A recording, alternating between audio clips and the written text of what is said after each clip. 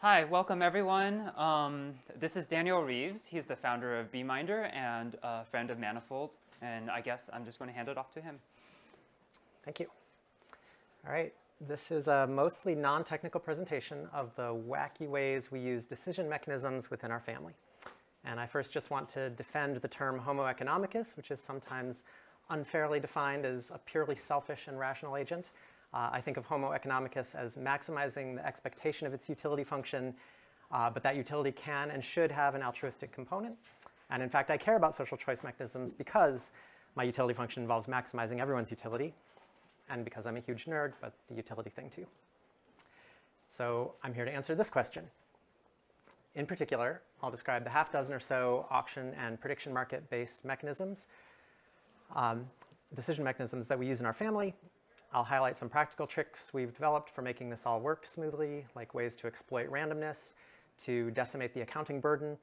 And finally, I'll describe a newly public Beeminder feature implementing group commitment mechanisms. To set the stage, Bethany and I had 15 minutes of fame 10 years ago after we wrote a blog post called For Love and or Money, arguing why married couples shouldn't merge their finances. Our main argument was that if you merge your finances, you can't have decision auctions. Anyway, various news outlets had a field day with that, as you can see. And in fact, the frenzy periodically threatens to resume. And I thought I'd further set the stage by showing you this teaser trailer for a not yet existent documentary about all this nuttiness. It's pretty embarrassing, but I extracted a promise that the film would feature Beeminder, so that seemed like savvy marketing, I guess. As you're about to see, I then had to convince the rest of the family to submit to the indignity of this.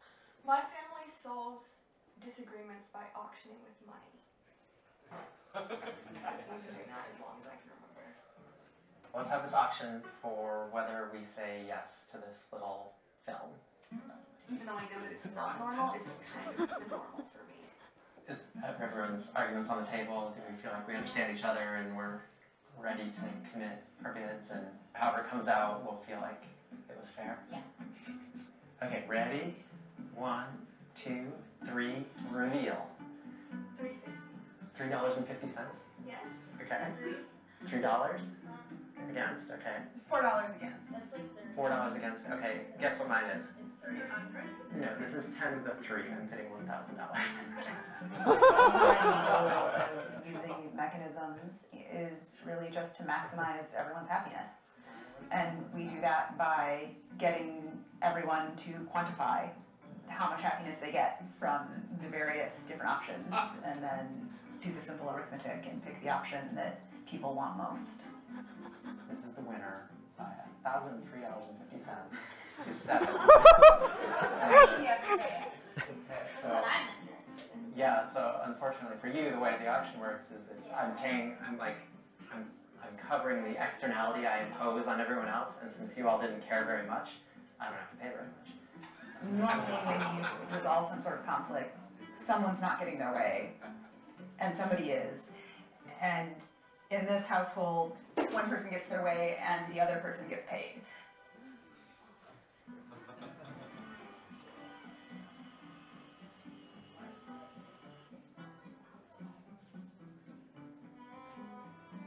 If you want to try it before we have the auction, you're welcome to take one of those 5. I know what we're how much to pay. Sample. What is it? Sample your thing. And then these straight. Okay, I got you. Wow. Oh my god. Oh, this is definitely This neat. one's made with love. The right bid is like, you can't decide whether you would rather get paid the thing or pay the thing. So there are 3 extras that we're going to auction off. Your true utility function for something is where you're completely fine with either getting your way and paying that amount or getting paid that amount. Everybody ready? Yeah. 3, 2, 1. 17.5 Dollars. dollars. Mine's 10. Mine was 7. Mine was $2.50. Wow, so Cantor gets that. Cantor, you bid $17? That was like the best thing I've ever tasted. The only time that they don't produce a fair outcome is if you are not able to find your true utility value. I bid 10, Cantor 17.5, 2.5, 7, and this computes who pays who what. Canto pays $10, $5.13 goes to me, $3.59 goes to Bethany, $1.28 goes to Fair. If the auction came out optimally and everybody bid well according to how they actually feel about it, it should also be like the best possible outcome. I think this is anathema to normal humans who are like, but you're going to be resentful. You just paid someone off to get your way. It's just seems all venal and mercenary but in our household, these are the social norms we've created, and so it works. Okay.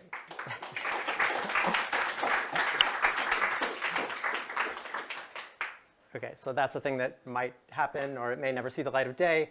Feel free to bet on that here. Okay, philosophical background. Every decision, if it's not unanimous, involves either conflicting preferences or predictions. If we disagree about what to do, it's either because we want different things, or if we want the same thing, then we predict different consequences of our possible choices. If it's conflicting preferences, we want to elicit and quantify those preferences and compute what's socially efficient. If it's divergent predictions, we want to aggregate them and then use those predictions to also do what's socially efficient. Fairness is a bonus, and in fact, you can always get fairness for free thanks to side payments. So here's an ever-growing list of the ways we do that. The most common one we use doesn't require any technology, though we also have a chatbot to facilitate any sealed bid auction for when we're not in the same room. And either way, we simultaneously reveal our numbers, and the high bidder wins and pays the loser's bid. We use this all the time for everything you can imagine, for divvying both goods and bads, and every other decision you can imagine. Like right now, whether I am going to embarrass William in the audience here with the next slide, which is about how we use these decision auctions so often that we came up with a way to massively streamline the accounting for payments. So we came up with this because we wanted something we could use even if our hands were full or one of us was driving or whatever. And also, it was fun when the kids were younger. The idea is to each simultaneously choose a random number and count on them matching with 10% probability. If they match, you pay 10 times what you owe. And in the common case that they don't match, then no one pays. OK, are you ready to demo this, William? Sure, come on up. OK, I often use the last digit of my step or calorie counter to make sure that my dumb human brain doesn't make me exploitable. I just use my free will. Good answer. OK, but if at least one of us randomizes properly, it actually doesn't matter what the other one does. OK, here's what we do. Apples, peaches, pumpkin, patches, tell me if your number matches 6. 9. All right, so we did not match. There was a 10% chance we would, that's all. Thank you.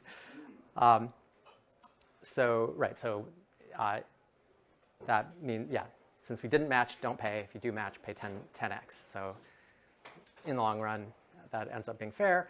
As you can see here with the chatbot version, it will do that randomization for us. But as William and I clarified when we conducted this auction for whether he would do that for me, we're ignoring this feature because you have to opt into it. Bethany and I are the only ones that use this. And you have to set a threshold for the maximum amount for which this is OK to possibly 10x your payment, because that can get a little pricey. OK, so yeah, in this case, I actually manogrammed William 2,000 mana. This 2, he meant it in US dollars. So at the new mana exchange rate, that was 2K. OK, point being, this randomization makes these auctions exquisitely fair ex ante, and in the limit ex post, in the case of me and Bethany, who do this all the time. And if you don't want to recite cutesy rhymes, there's a web version of this, which we call Expectorant. I apologize for the gross name. It was kind of a joke, but then the name stuck. Anyway, this turns out to be useful for a few different things. So I'm going to jump over to the website here and show you. I think this is really handy and something that even people much less crazier than us could find useful. For example, suppose you go out to lunch or something and you owe someone $7.50. Of course, you don't have that in exact change. So a simple thing you can do is put here how much you owe the person. Put here a bill that you do have in your wallet, like a $5 bill that's less than that, and then an amount that you could also pay that's more than that. That automatically fills this thing in and computes that if you pay the person $20 with 17% probability and $5 with the remaining probability, then in expectation you'll be paying exactly $7.50. So yeah, I don't know why people don't do this all the time. Feel free to use this tool. And yeah, here's how it even. Yeah, it's so fun. That's Stephen Colbert's voice doing that. I stole it from The Daily Show back in the day. OK, and then there's another really handy use case for splitting a restaurant bill. You can read all about it here. But the idea is you put in the subtotal first. Like say the subtotal on the bill is $100. And then you can just go like one by one through like entrees that people ordered, put those amounts in. So like if the subtotal is $100 and I got a $20 entree, then if I just pay the bill with 20% probability, then that's going to be exactly fair in expectation again, right? If that's the only thing I got. It might not be, and that this continues. So now suppose there's some other thing on the menu that's $10, and maybe I also got this, so I would do this again. And each time you can spin the wheel, and it tells you with what probability you should pay the whole bill. And if you start with the expensive entrees, you'll get an answer pretty quickly without ever having to, fuss with who got what appetizer or whatever it was. And in expectation, you'll still have every person paying the exact right amount for what they ordered in expectation. So I think that's pretty nifty and useful. And every once in a while, I go out to dinner with someone who's actually willing to do this, and it's great. Sorry,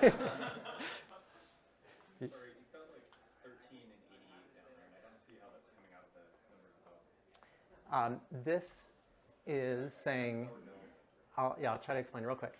$100, the $20 is already gone, so there's a remaining subtotal of 80.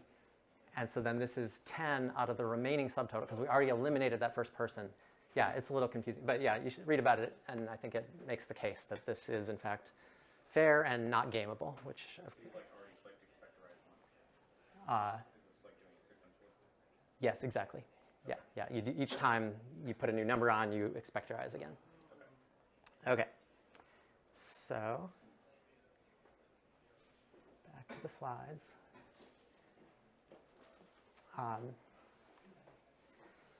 OK. So back to the actual decision auctions. Next is a generalization of what William and I demonstrated. It generalizes the 50-50 version to arbitrary shares, but still just 2 players. The idea is that irrespective of what your share of the decision is, you estimate what you think the whole decision is worth. And we call that the fair market value, or FMV. And then just as before, the high bidder wins at the low bidder's price. And it's just that this time you pay according to the shares of the decision that you started with.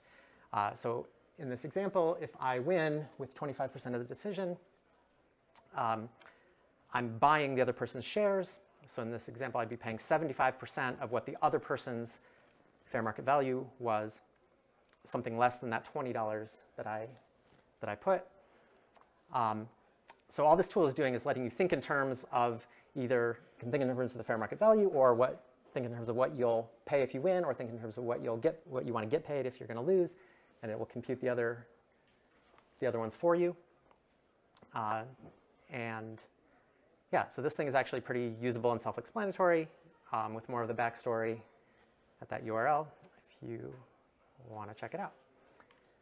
On to the most general decision auction we have, with any number of players and any number of options, but not arbitrary shares. We do have a way to bring that into the mix if needed with a meta auction, but I'm going to limit how deep into the rabbit hole we go in our limited time here. I'm also going to skim over the details of VCG or Vickrey-Clark-Groves. Do people know these terms? I don't know how a smattering know about these things. Okay. So at the super high level, everyone reports their full utility function over an outcome space, and then you're taxed according to the externality that you impose on others by participating. And if you burned those taxes, then VCG would be beautifully strategy-proof. You'd be incentivized to reveal your honest utility function. But of course, we're dealing with real money, so we're definitely not burning it. Instead, we redistribute it in proportion to how disappointed you are in the chosen outcome, namely the delta between your favorite outcome and what actually wins. And this seems not to harm the incentive compatibility very much in practice. The other variation that seems to help with the collusion problem that VCG has in theory is that we submit bids in 2 stages. First, we have a voting stage where we do range voting. Battery 89%. Sorry.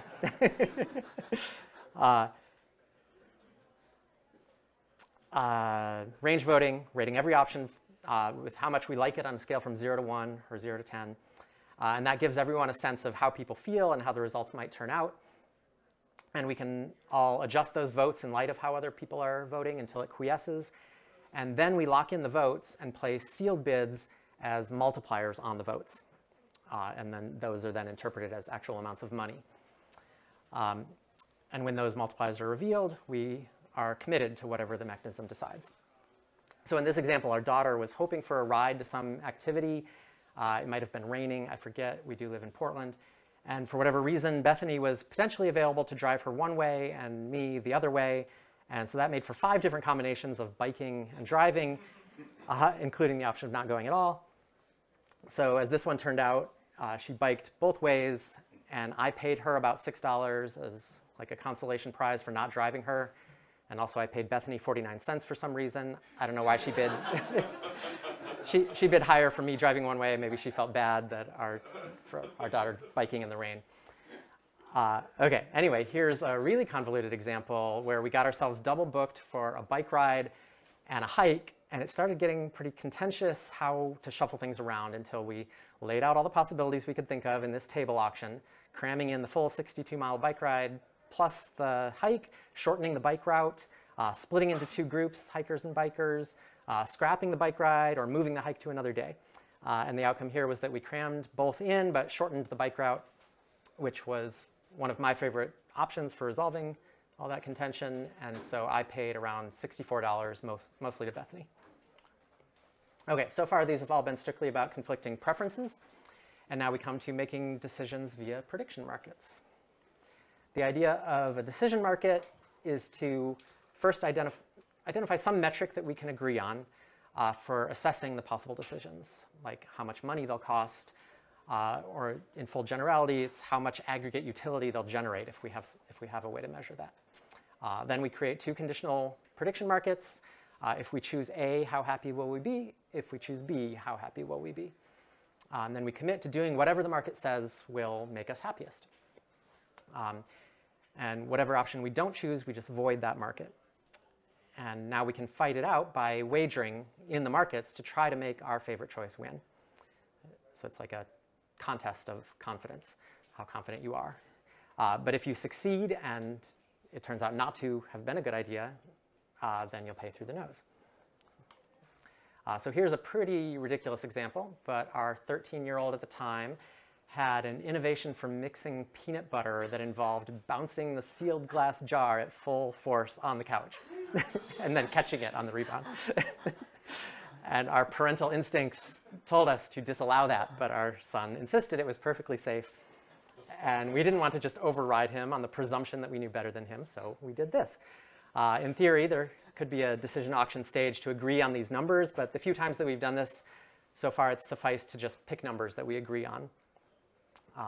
So in this case, we decided that the disutility of the jar of peanut butter breaking on the couch would be negative $420, maybe for replacing the whole couch or cleaning it. I don't know how much couches cost. So we took our son's word for it that he was saving $3 of hassle via this innovation. So now the right answer depends strictly on the probability of peanut buttery disaster. So we each put money on the question, will the jar break if we throw it repeatedly at the couch? And for what happens if we don't do this crazy thing with the peanut butter, there was no uncertainty there, so that market wasn't even needed.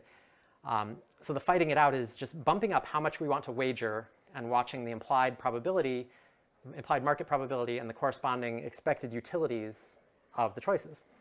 So in this case, we quiesced at about a 1% chance of disaster, which given the $420 versus $3 costs was a high enough chance that it was deemed imprudent, and our son accepted that. If he'd bumped up his wager a bit, it would have flipped, and he'd have proceeded with the risky peanut butter mixing, and the wager would have then paid out according to whether there was disaster or not. So a nice property of this is that we could actually bump up our wager enough that we're fully hedged against the cost. And in other words, we'd no longer mind him doing that because he'd be on the hook for the hundreds of dollars in case of disaster. Okay. So more recently, we've been using manifold markets for these parenting decisions. And here's us deciding whether to let our son ice skate with a broken arm. And interestingly, we, the parents, and the kid all ended up agreeing that the risk was low enough. And we just ended up betting against third-party participants.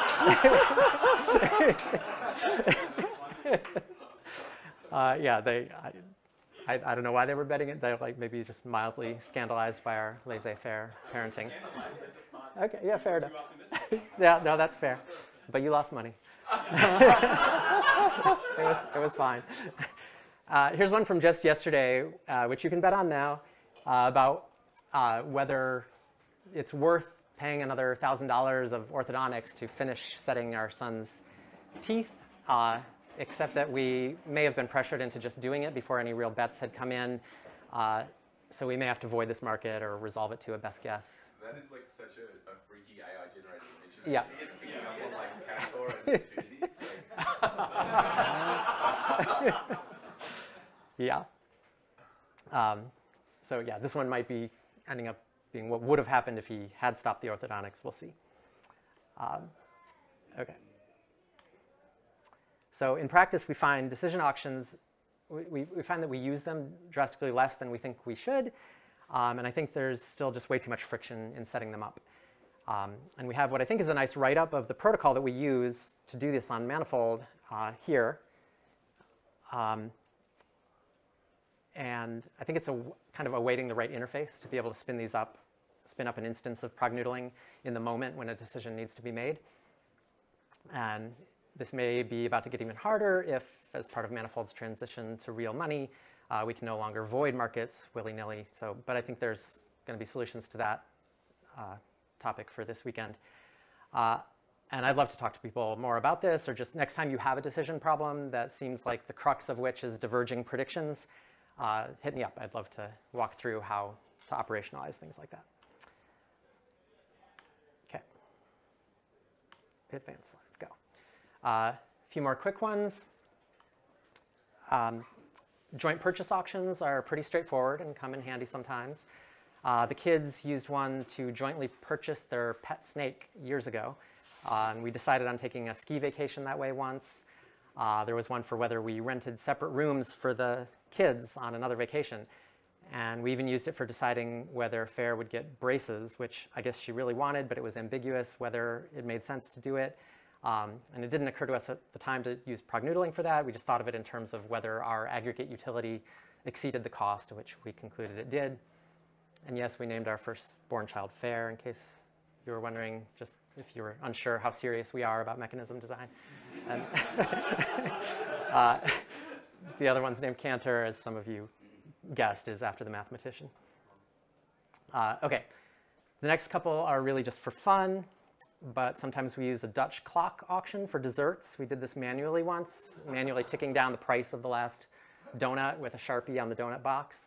And then we made a little tool to automate it, which is kind of fun, watching the price tick down until someone buzzes in. Which brings us to an all-pay auction for doing the dishes, which the kids really like for some reason. I don't love it from a mechanism design perspective. It's kind of like the least incentive compatible. But I guess you can call the gambliness of it a feature, if you like that. In this case, we all place sealed bids, and the low bidder does the chore and gets all the money that the other people bid. And I noticed that our bids seemed irrationally high, so I made this makeshift tool that lets you specify probability distributions on the other bids, other people's bids, and then it does some Monte Carlo simulations to compute your best response bid as a function of your own disutility for doing the dishes and the other people's bids that you expect, which turned out to be way lower than we were previously bidding. And this is a screenshot from Cantor using it when he predicts that Fair would bid between $1 and $3, and I'd bid between $3 and $5. And then he's saying his own disutility for doing the dishes is $3.50. And this graph is telling him that he should really prefer to be the one to do the dishes and bid at most $1, which he actually did, amazingly, based on that little tool. But of course, that's way too much cognitive overhead to do every time. So the thing we've converged on for the dishes in particular is standard bids written on the whiteboard in the kitchen. And if no one wants to change their bid, then it's just whoever the current low bidder is just does the dishes and pays themselves accordingly on the family ledger. That's usually our daughter, who's both very time efficient in kitchen cleaning and probably more rational and less myopic than the rest of us about time-money trade-offs. Okay, I'm going to skip the next couple mechanisms in the interest of time, and because we've only ever used them experimentally and they haven't stuck yet. But I do think they're quite interesting and promising, so I'd be excited to talk to other mechanism design nerds about them. But for now, let's move on to a parimutuel or pi auction. This is my terminology. Actually, Cantor's one who thought of pi auction. So ignore the grayed out columns. That's an ongoing experiment with submitting your true utility for a pi and having the mechanism place a Nash equilibrium bid on your behalf. So ignoring that, we are really liking this simple method for divvying desserts, which is just paying attention to these last columns. You put any amount of money you like into a pot. Actually, that's, you enter it here in the yellow. And that's what fraction of the pie you get, the fraction of money. Whatever fraction of the money that you contributed to the pot, that's the fraction you get. And then the pot is redistributed equally. So in the final column, you can see how much you'll pay or get paid on net. And when everyone's happy, the bids are locked in and the pie is cut up, perhaps with the help of a kitchen scale. And this it's kind of nicely compatible with normies, because if you don't want to pay for more dessert or get paid to have less dessert, then you can just keep adjusting your bid so that your net payment is 0. And in fact, if everyone did that, which is what happens if you just never touch the bids in the first place, then that's the special case where you divvy the pie equally and there are no payments. Okay, last but not least, group commitment devices on Beeminder. So first, as a review of the normal version of Beeminder, this was my individual commitment to make progress on an old version of this talk. That's the word count of my speaker notes on the y-axis, and I'd have paid $5 if I ever let those data points fall below the bright red line on the graph. And for anyone who remembers my talk from last year's manifest, Beeminder itself started as a prediction market / auction where your friends would bid to be the beneficiary for any money that you forfeited. But today, Beeminder has essentially infinitely unfavorable odds because you put money at risk, but you never win money unless you take advantage of our new manifest promotion, which I'll say more about at the very end.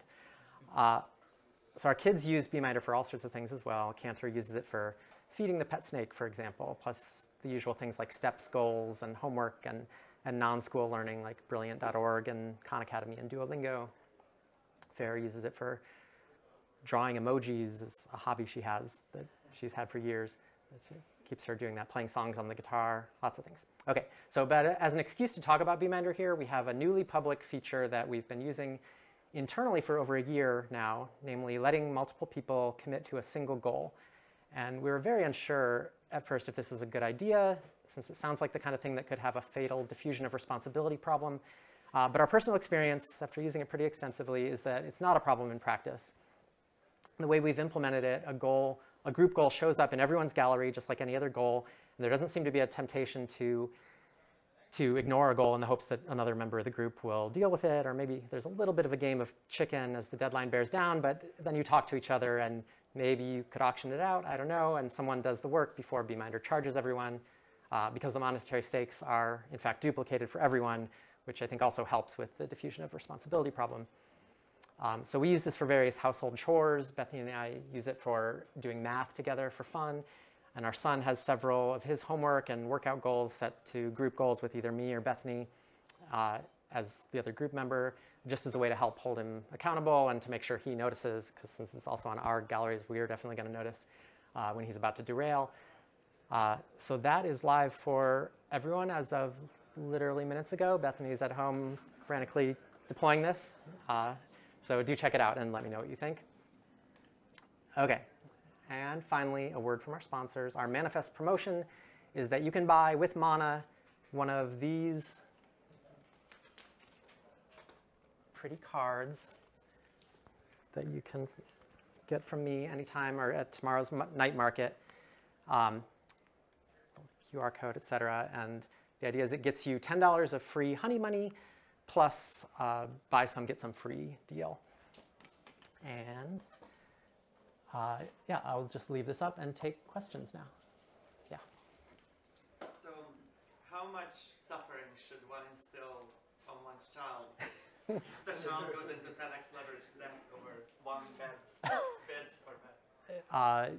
You're talking about if they like incur a large debt Yeah. from, I guess, yeah, we just kind of bite the bullet on this, and we have our family ledger, and they can go negative, and that's happened in the past, and they've worked their way back positive again. And yeah, they're pretty accepting of it. It does seem like quite a lot of these are like are pretty subject to like strategic bidding. Like some of them maybe. Like well, when I say strategic bidding, I think mainly like the was it the noodling or doodling? Yeah. Like the example that you gave, where you know with the peanut butter jar, like seemed like highly sensitive to like the opinions about like the negative expected utility. Mm-hmm. And so getting agreement on that was almost the most important thing. But like you still very well then like bet about probabilities, and once you've agreed that and you're happy with it, then maybe you can argue that you're incentivized to bet your actual beliefs. But that first bit seems like it's the crux. Yeah, so our experience is that it doesn't seem to be too contentious when it feels like a decision is fundamentally about a prediction. Is this peanut butter jar going to break or not?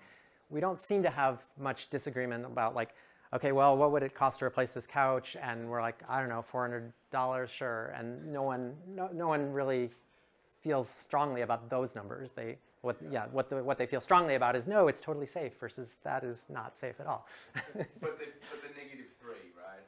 Yeah, and then that was just Cantor's choice, and we were just like, sure, if you want to claim that it's saving you $3 of hassle to be able to mix it. If you said -5, you would have got to bounce the peanut butter jar on the couch. Yeah, so I guess, yeah, there is some amount of just trusting each other to be reasonable. Yeah. So, but people seem, like, I guess people seem willing to kind of separate those parts and just like, let's be reasonable together about picking these numbers, and now we can fight it out in the prediction market, and that seems to work.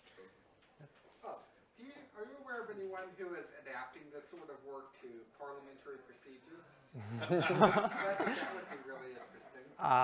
Yeah, I think there's huge amounts you could do, lots of low-hanging fruit for improving all sorts of things. I mean, and you probably know about, I think I mentioned on the slides, I don't know if I said it out loud, but Robin Hanson is the one who coined the term futurarchy for doing these decision markets as a governance tool.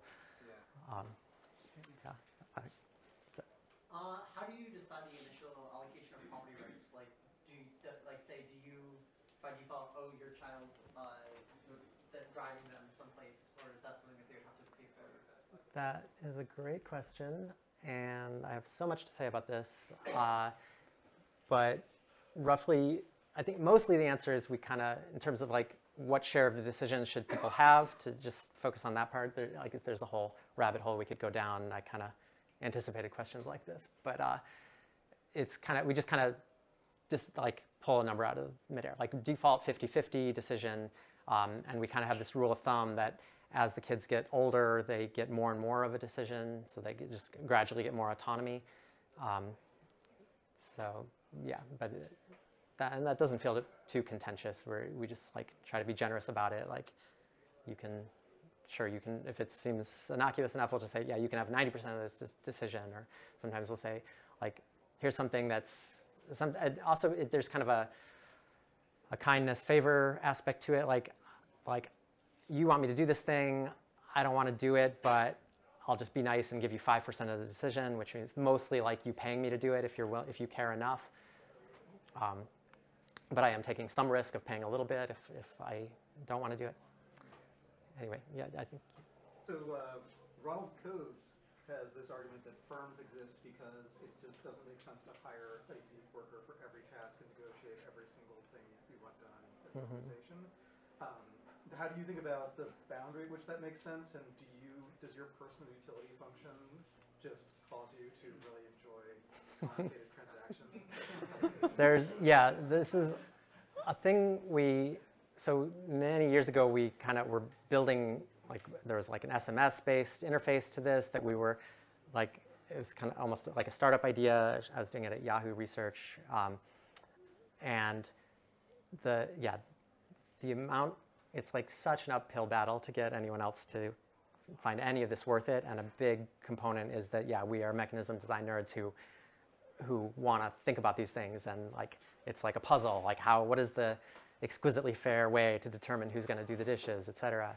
And so that's fun for us. And if it weren't, it would kind of not be worth it. But I mean, we have honed some of these to the point where it is, we've gotten rid of most of the friction, and like I think it's the point where like divvying up a dessert, even if a guest is over, they can jump in and it can work. So. With your BCG spreadsheet, how long does it take your practiced family to use it, and is it public somewhere?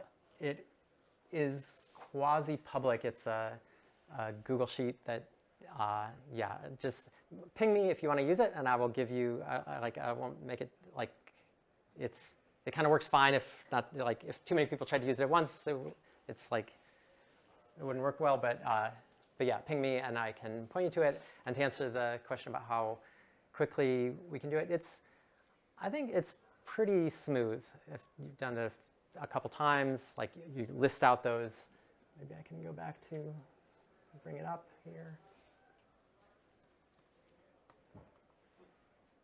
Yeah, so you list out these possible options, and then like I said, there's these two phases. So everyone just puts in their range voting. So then it's like voting, which is reasonably straightforward. And then we say, okay, the votes are locked in, and now we just submit sealed bids to, multiply them by something. And I guess in both cases here, we put them in directly and didn't use the multipliers. But yeah, that's just a single sealed bid. Like everyone says a single number, put that in, and then it's just reading out, this is what you're going to do. This is what everyone's going to pay. So I think it's okay.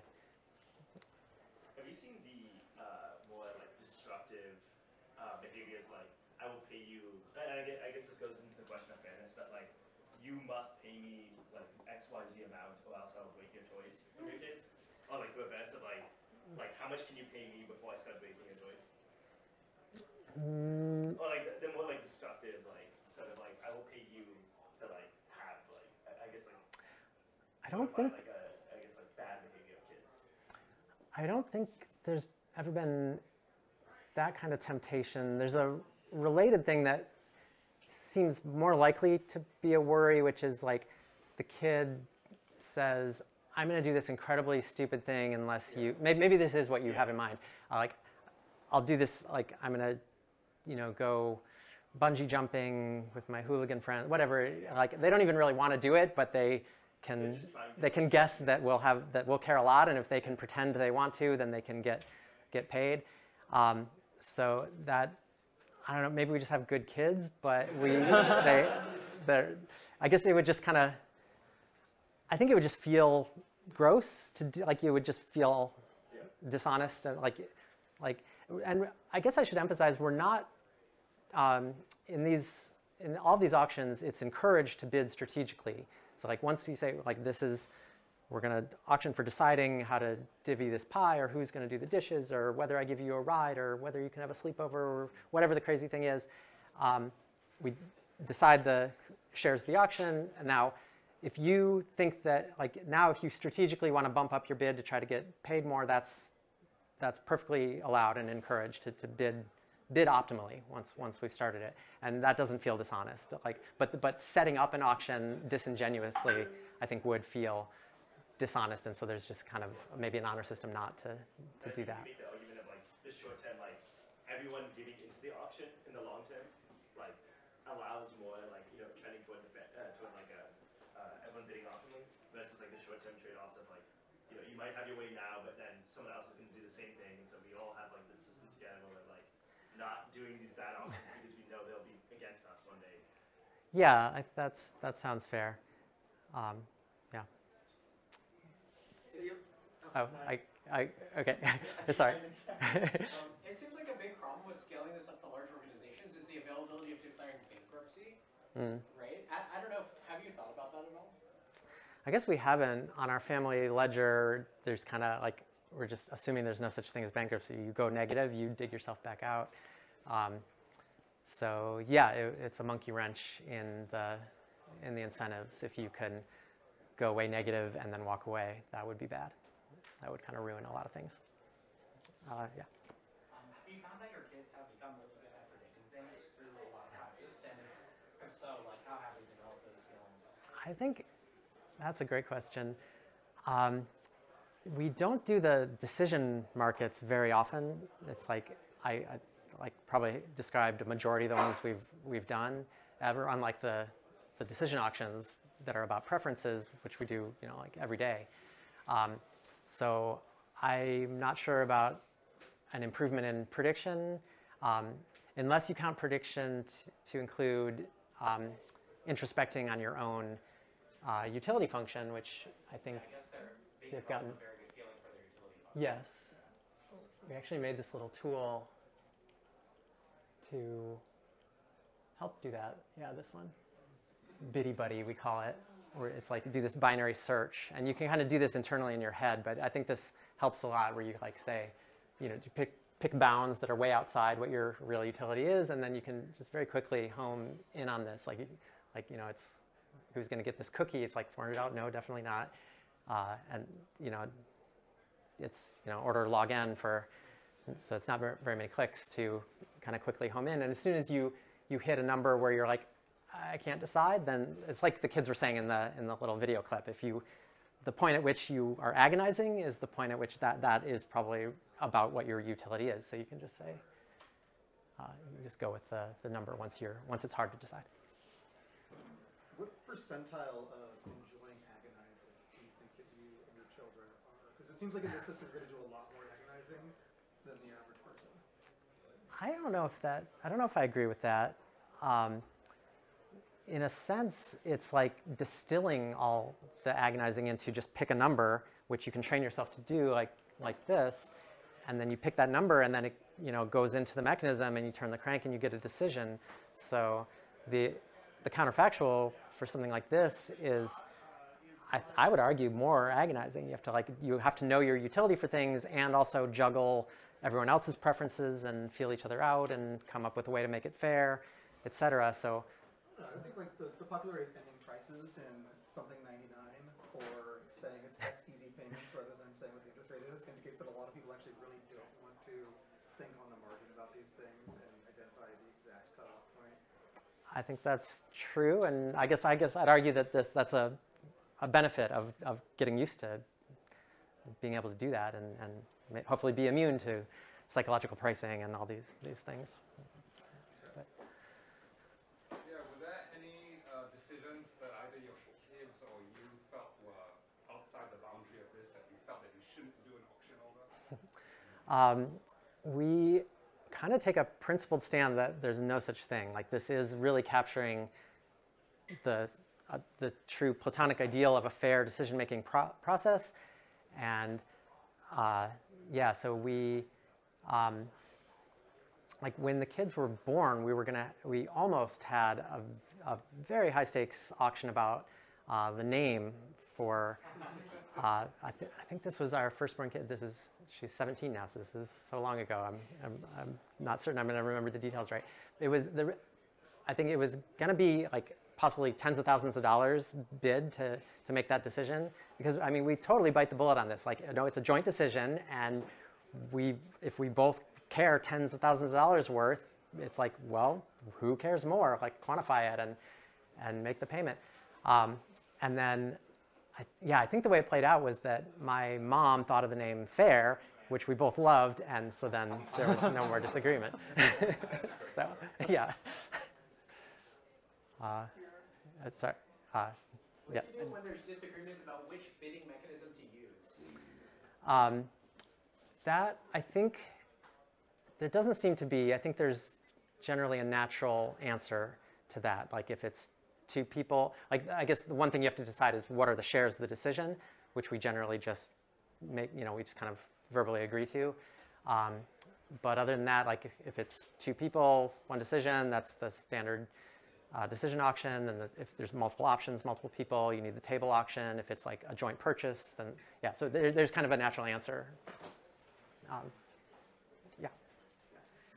You mentioned several parameters of the system that you set to make it like fair, reasonable, and these are like judgment calls that you make. I'm wondering if you have any sort of higher order metrics that measure the quality of the whole system, sort of like satisfaction with the whole system, but like in a quantified way. I don't think we have a way to quantify that. That would be awesome. So, yeah, I guess I don't have a good answer, but it's a great thing to keep thinking about. Everyone likes it. Yeah, like there are mixed feelings from the kids, especially as, I mean, they've been doing this all their lives, and so like there are times when our daughter has felt like it increases her anxiety, where she like really wants to, like where both options feel upsetting to her, like having to pay to get her way, like she can't afford to pay that much to get what she really wants, but she really wants it, and so she feels stuck. And like this is another bullet biting thing where it's like, well, that's either we're wrong about how much of the decision is yours, but assuming that we agree on that, like it is a 50-50 decision or whatever it is, then like that's inherent, that's the suckiness of that is inherent to the problem. Like you want your way and you can't necessarily get it. You have to compromise, et cetera. So yeah. This sounds like you made explicit and quantified like the messy process of raising a teenager in some sense, where like they'll fight with you about like, no, like I'm a grown up, this is my decision, and you're like, well no, like this is 50% your decision, and like we've just pulled that out, and like let's agree some like rules to a metagame here. Yeah. I really like it as a parenting principle. Our tagline is no unilateral decisions. So like the kid wants to do, like we never just say like no, like it's like what's reasonable, like what, and then we, if we do want to override them, that'll cost us, but that just feels fair. So this is a really complicated system that feels appropriate to like teenagers with good math literacy.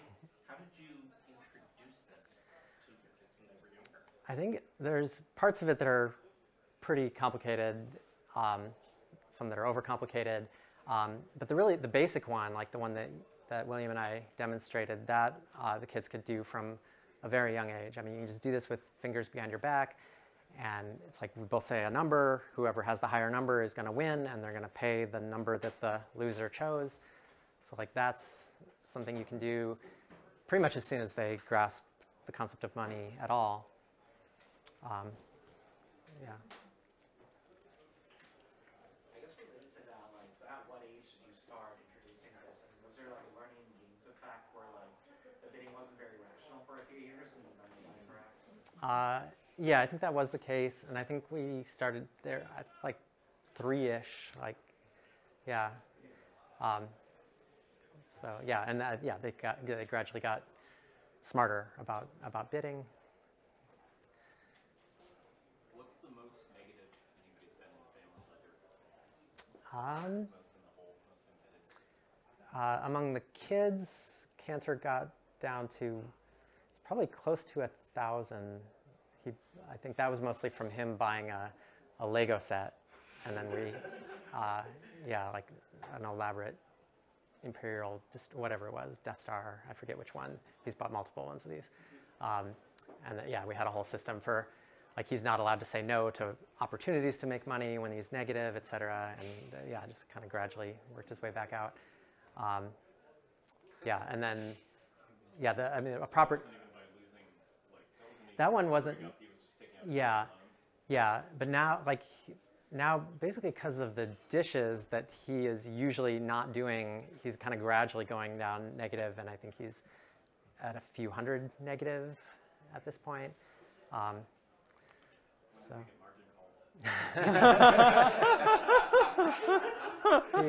Yeah, they do actually have trust funds from their grandfather, and that's kind of a backstop. Like,